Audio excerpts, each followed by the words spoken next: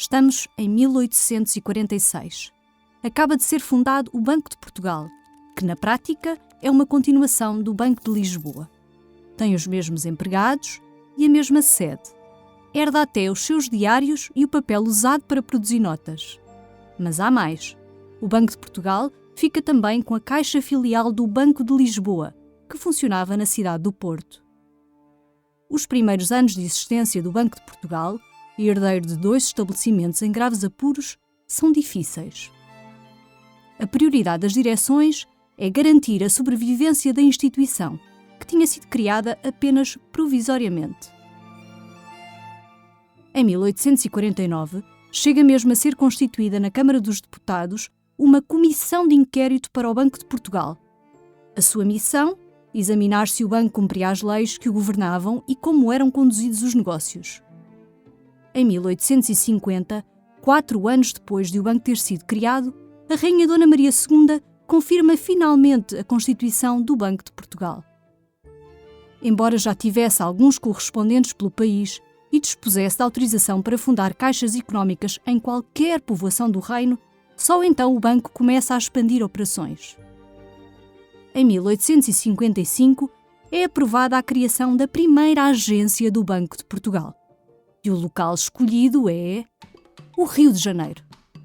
O Brasil, e principalmente o Rio de Janeiro, parecia a praça mais apropriada para encetar a criação de novas agências, cujas operações poderiam ser de grande interesse não só para os acionistas, mas também para o comércio de Portugal com aquele império. Escreverá mais tarde um dos diretores do Banco de Portugal a propósito desta aposta. A agência tem, no entanto, uma existência curta e muito atribulada, e é definitivamente extinta em 1862.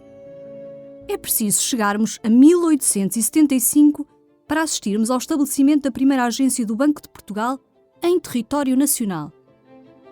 Em março, abre a agência do Funchal e em julho a agência de Faro. Segue-se Ponta Delgada em 1876. Mas, mais de uma década depois, a atividade bancária ainda está circunscrita. O rei Dom Luís publica então uma lei para alargar a circulação de notas a todo o território, concedendo ao Banco de Portugal o monopólio da emissão de notas e atribuindo-lhe as funções de banqueiro do Estado e de Caixa Geral do Tesouro. Em contrapartida, determina que sejam criadas agências do banco em todas as capitais de distrito. O banco deverá ter organizadas e em serviço as caixas filiais ou agências das capitais dos distritos administrativos do Reino e ilhas adjacentes, no prazo de 4 anos, a contar de 1 de janeiro de 1888. Se neste prazo não estiverem constituídas as caixas filiais ou as agências, o banco pagará multas de 1000 réis por cada 3 meses de mora. As agências do Banco de Portugal levam a atividade bancária a todos os distritos do Reino e apoiam o desenvolvimento da economia local. Entre outras operações comerciais, recebem depósitos, descontam letras, emprestam dinheiro sobre penhores e compram e vendem ouro e prata. Ao longo do século XX, o banco abre também agências concelhias. A rede regional atinge a sua maior extensão em 1958.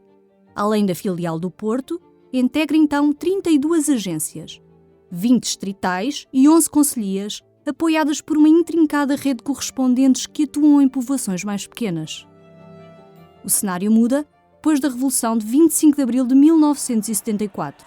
O Banco de Portugal é nacionalizado, ganha o estatuto de Banco Central e perde as funções comerciais, o que leva a uma redução da sua rede de agências pelo país. Em 2026, o banco continua presente em vários pontos do território nacional através da sua rede de agências, prestando serviços ao público relacionados com a sua missão de Banco Central e da Autoridade de Supervisão Bancária. Está de portas abertas em Braga, Porto, Viseu, Coimbra, Castelo Branco, Lisboa, Évora, Faro, Ponta Delgada e Funchal. Um Banco com História é uma série especial do BDP Podcast dedicada aos 180 anos do Banco de Portugal. É uma série em 10 episódios que pode ouvir nas plataformas habituais.